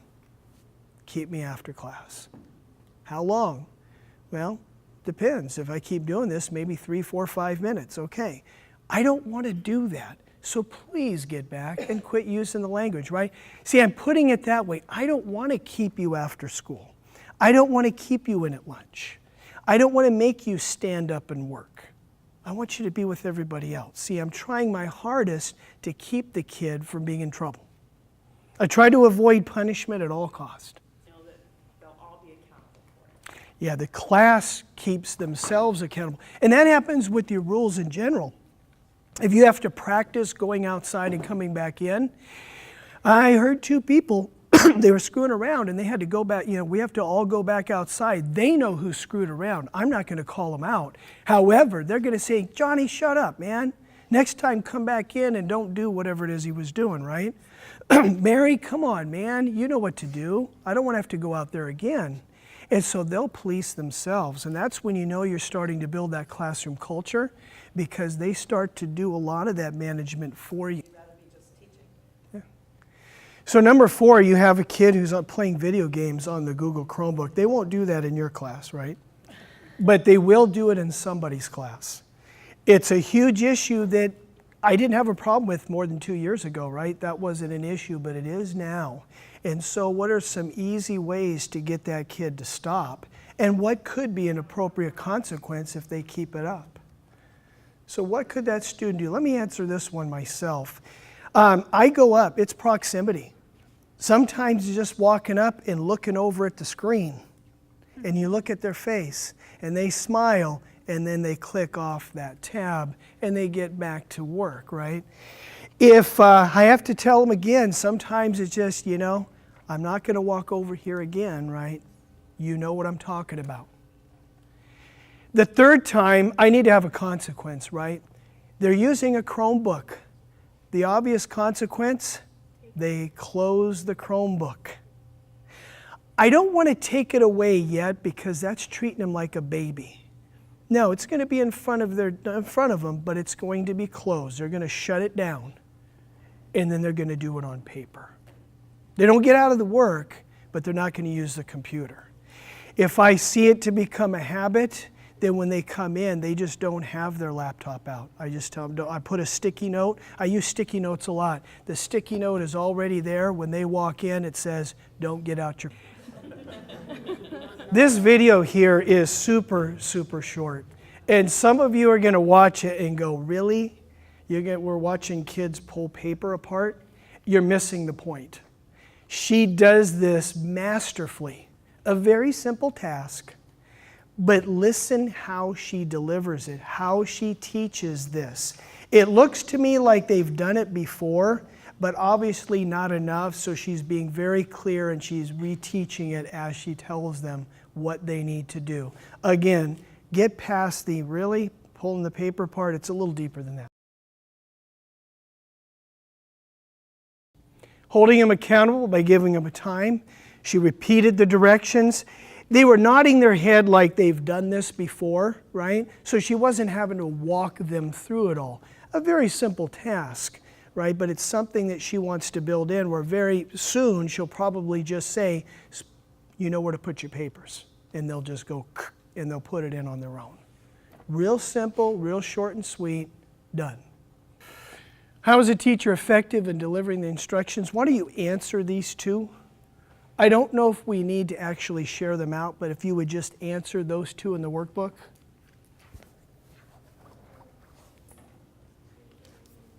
We've done a lot of this instruction already.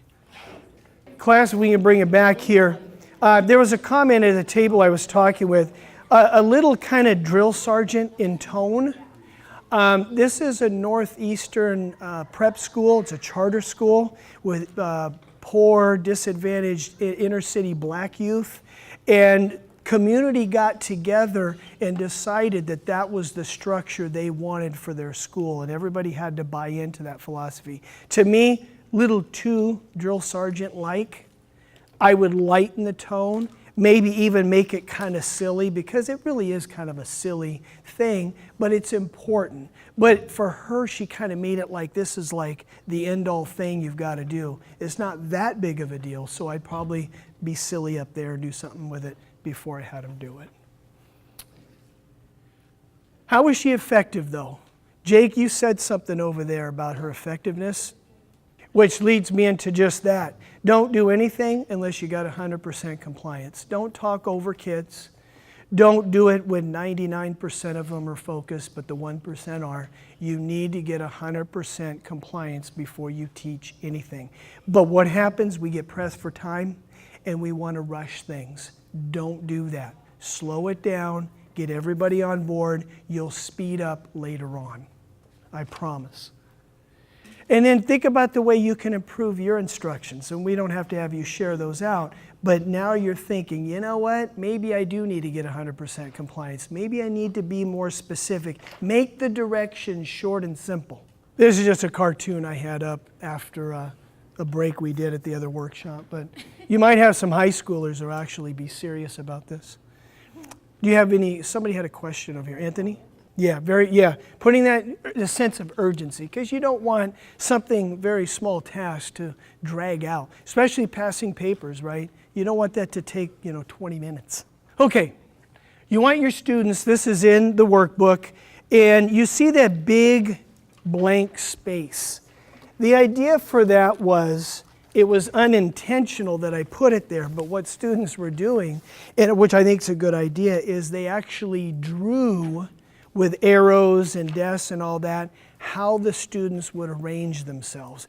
So you don't have to, but if you want to do the visual here, you're going to move students from guided practice and partners to a productive group activity with 4 people. So you're going from 2 people and you're now going to switch to 4. Step by step, what does this look like in your classroom? You may use guided practice and productive group work activity in your example, but it's not necessary. Remember, the steps must be specific, concrete, sequential, and observable. You need to see it all happen. So how are you going to get them from partner desk into groups of 4 and get them to start on their activity? Because you don't want them to get into groups and then sit there and then wait for you to tell them what to do. What are you going to do to get them into their groups, but then also to get started? Okay? It sounds simpler than it will be when you actually start to write it down. Okay? Everybody clear on that? You'll be doing this a lot, right? Focus lesson, they've done some guided practice. Boom, I want to get into groups of 4, we're going to start on a project. You will spend a lot of time then teaching them to work in groups. That's a whole nother beast, but it's really worth slaying, because once you get them into groups and they know how to work in groups, it's really, really cool. Lots of learning happens. I think the most learning happens in groups anyway. So, you're trying to transition from pairs to 4s efficiently. Okay, that's your intent. Okay, so what is your plan? What are your steps? What are you going to tell them in order to make this happen? What's it going to look like as well? So you're going to have to do a little description here.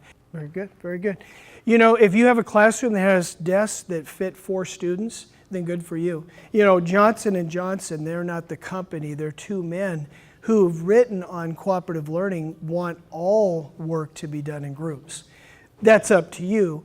I won't debate that. However, if they already are sitting in groups, then that's fine too. Then that's one thing you don't have to worry. Transitions, though, to get them from group to what they're going to do, I use the slide. Once you get into group, it says on the slide, then this is what you're going to do next. You're going to open up your Google Classroom. You're going to click on this link, whatever. The directions are here. So they get into their group, and then it tells them what to do once they get in there. Already have it up there, so you don't have to tell them 5 times. But you know what? The first time they get into groups, they won't do it properly. So you're going to say, and listen to the phrasing. Guys, some of you were spot on. Some groups really got in there. They did it exactly the way it was taught. But a lot of you were still not sure. It was a little sloppy. You were slow getting into groups. But we all have to do it the same way. So we've got to practice again. Bring them back. Oh, Mr. Greene, I know, but you know what? You'll like me later when we're all doing it right the first time. And then have them do it over again. Probably the first day, 3 or 4 times. We'll just keep going back and forth. Put them on a timer. Put them on a timer or some kind of time device, even if you're just counting 1, 2, 3, 4, 5, whatever. Very good. Yeah, music, they're tuned into music anyway, and it captures their attention really quick. Yeah, and get on up. You just got to shake the booty, and it's fun. You know, good stuff. Yeah, absolutely. I had a teacher use it with the volume, so when they came in, the music was playing. When he turned it off, right? E.F. Hutton, it's silent, you don't hear anything, and then students knew it was time to get to work. So, pretty powerful, very effective. This video here this is actually 6th grade, I believe. But I like this teacher. It's positive framing. In your notes, I've written out what positive framing is. We've really kind of alluded to tone and all that. But the way you say things, the positive framing of anything you say has a profound effect on your students. Let's focus on the teacher did a lot of things to inspire the kids. I wish I was in her class. I just wouldn't want to be on her bad side. There's something in there I think I would not want to get her mad. But she was very good. What would you say she did that inspired the kids to participate? Because boy, they had their hands up. They're ready to go. They wanted to do good in her class. What did she do? Absolutely. Yeah, that student could have been going through something that a teacher just validated. Hey, just hang in there. I have to do that. You walk up to a kid, you whisper, hey, just hang in, do the best you can. You know, mom just passed away 2 days ago. She's struggling with it, but she's back in class, which is a win right there. And you're just validating her. Just do what you can. I understand. How would you address the class when you call for their attention, but only a couple of students are in compliance with your request? You're trying to get their attention, and a lot of them just aren't doing it. They're not in tune with you. What do you do? Yeah, I can see 90% of us have got their eyes on me. There's just a few of us that didn't get the memo, right? And then pretty soon they're all, and they all get on board. And again, we're not calling anybody out. And when they see the majority, that critical mass on board, that inspires them to get on board because they really don't want to be different. They want to do what the rest of the group is doing. Sometimes it's just going up and saying, Sylvia, do you see what everybody else is doing? Oh, yeah. She gets out her binder, right? If I want her to get her binder out, just, Sylvia, do you see what everybody else is doing? Oh, yeah.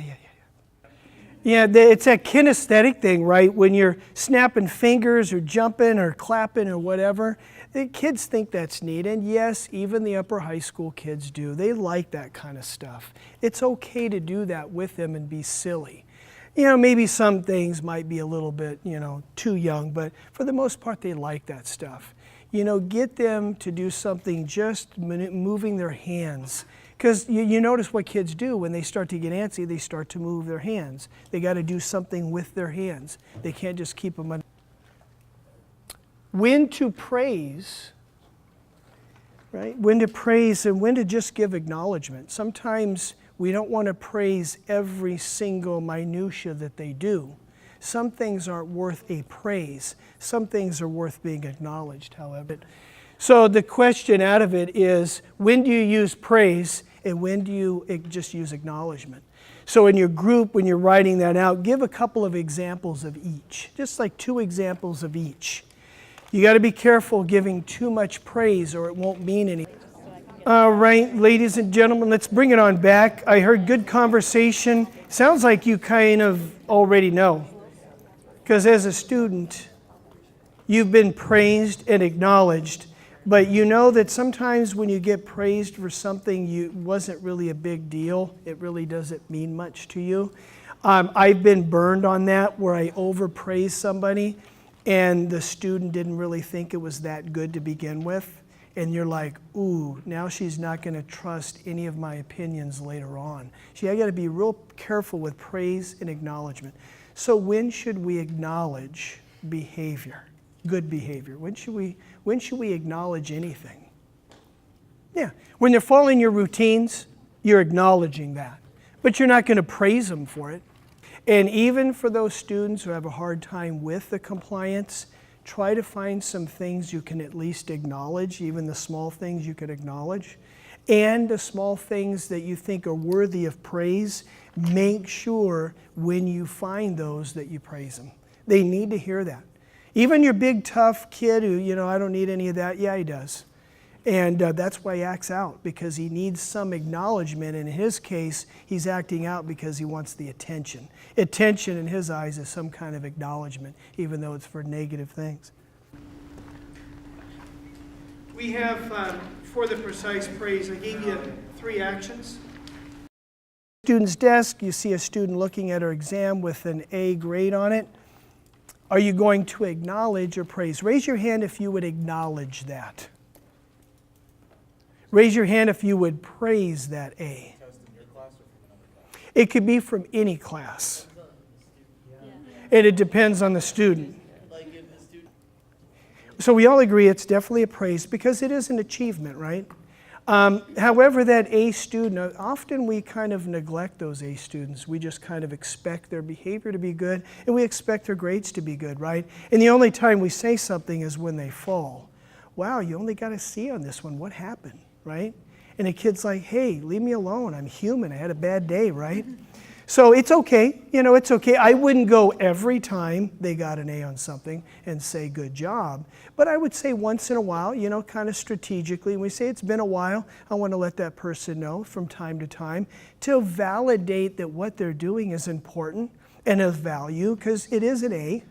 I don't know if they struggled to get it or not, but I'm going to assume it was a good attempt, right? So once in a while, it's okay. So we'll go over here and then we'll go. And number 2, a student enters a classroom, gets working before the tardy bell. Raise your hand if that's acknowledgement. Yeah, it's a routine, right? I'm not going to praise them for doing that. They're supposed to. But I do want to acknowledge that I see it. Because if you don't acknowledge it, after a while, they'll just quit doing it to see what you're going to say, right? And if you don't say anything, oh, I guess he's not enforcing that anymore. And then they're going to keep with the bad habits, right? That's why things unravel, because you back off. Well, it's January. They already know how to do it. And then they let everything kind of roll out. And then you got to go back and start over. Number 3, a student gives a stellar presentation to the class. It's the best one she has given all year. Raise your hand if that's acknowledgement. Raise your hand if it's praise. Yeah, I think it's both. Yeah, I agree. You're acknowledging that. And I would call her out on that. I would say, not only was that awesome, and I would say specifically what she did, but I also say, and that was the best all year for you. Right on. And then a little golfer's clap and everybody cheers, and her face turns red, but she likes it. She likes that acknowledgement and praise. Yeah, why not? I'm going to end with the joy factor. The joy factor. This is middle school, believe it or not. They don't look it, but they are middle school. And it's about the joy factor because, folks, we come in smiling at the beginning of the year, and the attempt is, the goal is that you're smiling on the way out, and not just because it's summertime, but you're smiling throughout the year. Teaching, I can tell you, Beth can tell you, veteran teachers can tell you that yes, you can smile all year long, that teaching can be fun, okay? You're gonna hit roadblocks. You're gonna have those times where you say, not fun at all, but yes, and you gotta bring out that joy factor. What makes you happy? Explore it.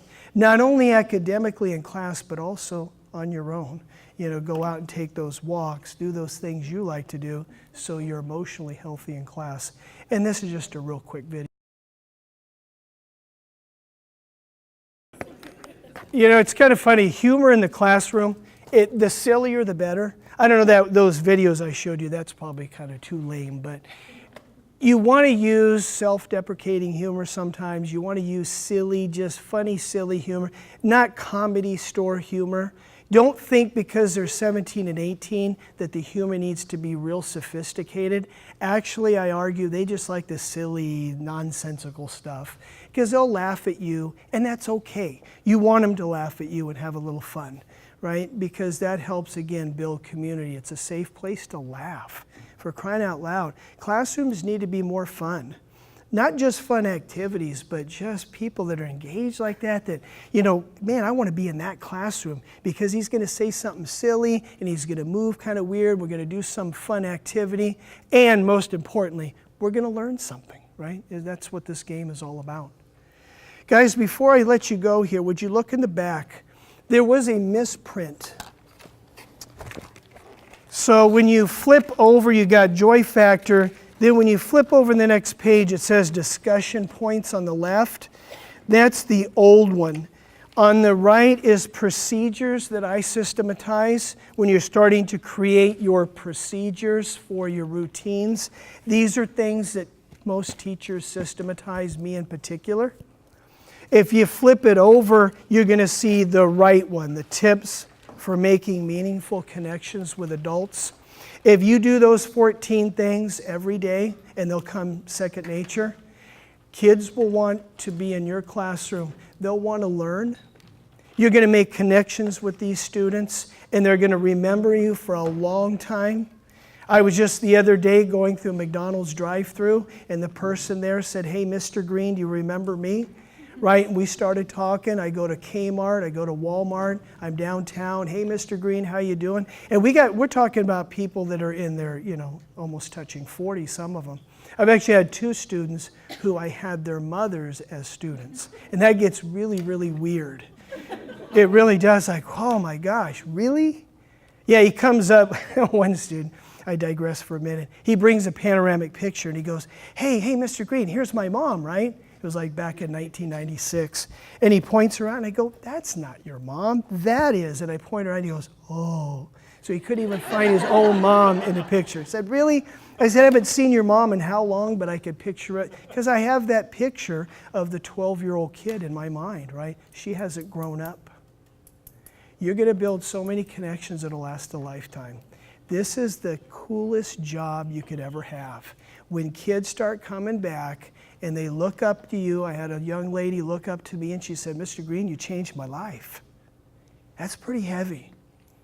Or, "I love history and I'm a history nerd because of you." And her daughter's going, she bores us to death with a History Channel, right? And it's like, how cool is that? And you're going to get those memories as well. You're going to make mistakes, but they'll appreciate it if you say you're sorry and you show that you care and you hold them to high standards. You'll build those connections and it'll last a lifetime. It's been a pleasure, folks. You've got my card, my address. Please contact me. I do class visits. Anything you need from me, please let me know. Thank you.